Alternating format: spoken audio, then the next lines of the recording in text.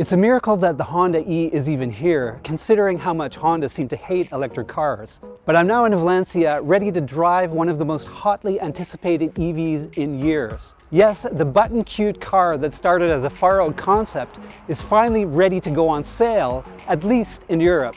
Even more surprising is how much it resembles the original concept, right down to the futuristic screens.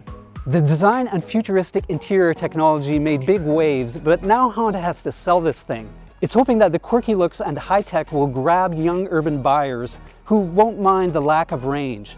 Now all that remains is to see if it's as fun to drive as it looks, and there's no better place for that than the twisty hills outside Valencia.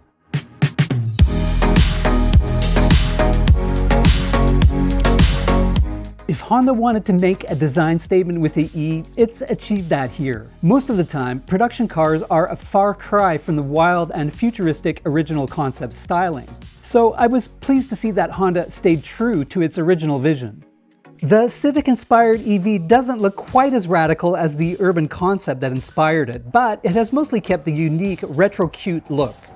It definitely stands out in a sea of same car designs.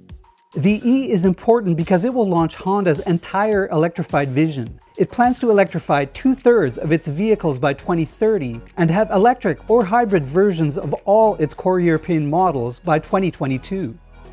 Going around the car, what first stands out are the pop-out door handles and the slim cameras that replace the side mirrors. Unlike on most EVs, the charging port is placed on the front for convenience and to make a statement about the E's electric nature.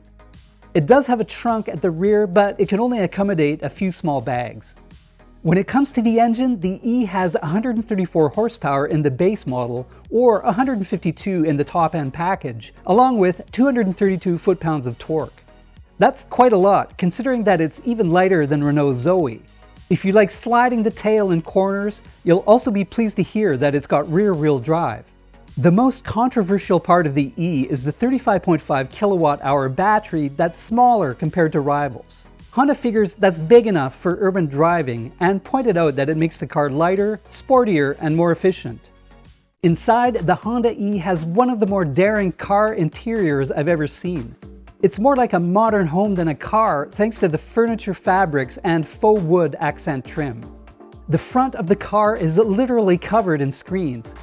Looking across, you have two 6-inch side screens for the mirrors and an 8.8-inch driver info display.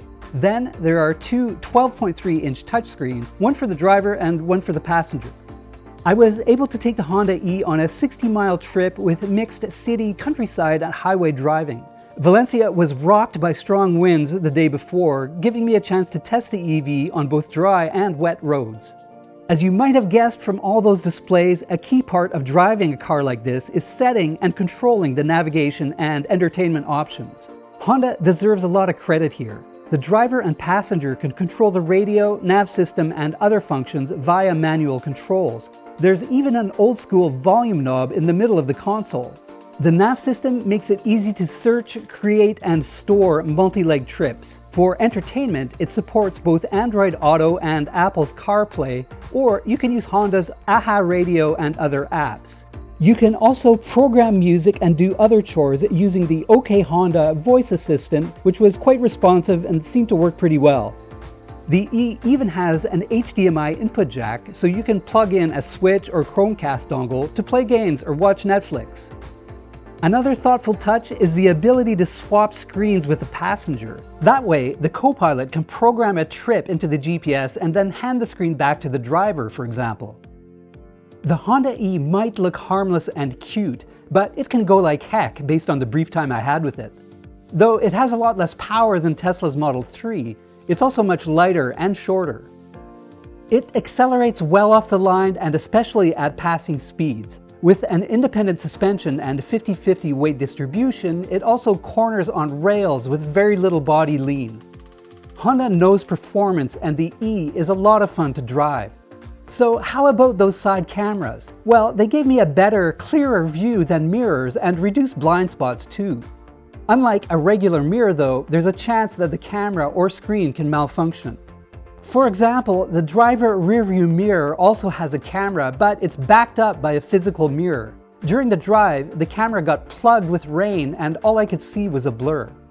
As you'd expect in a high-tech car, you can get some automated AI driving help. That works via Honda Sensing Tech, which uses radar and high-res wide-angle cameras.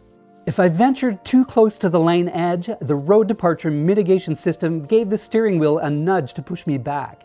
It's also got automatic braking to avoid collisions with pedestrians and cars, adaptive cruise control, lane keep assist, road sign detection, auto high beams, and more.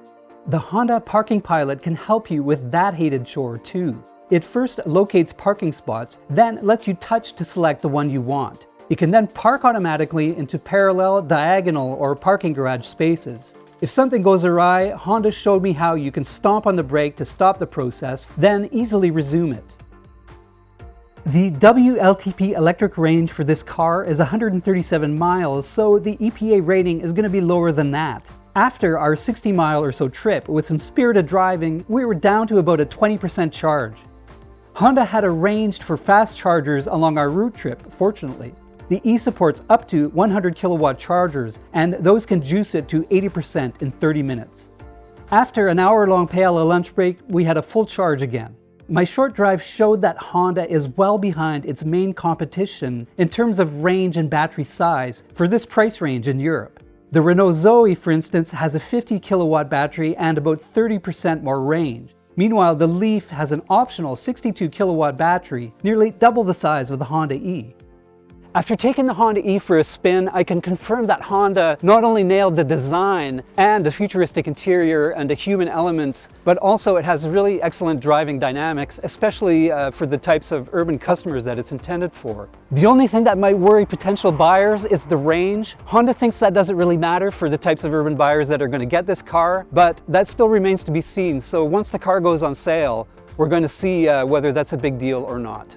If you enjoyed this video, click on subscribe, and for more on electric cars, go to Engadget.com.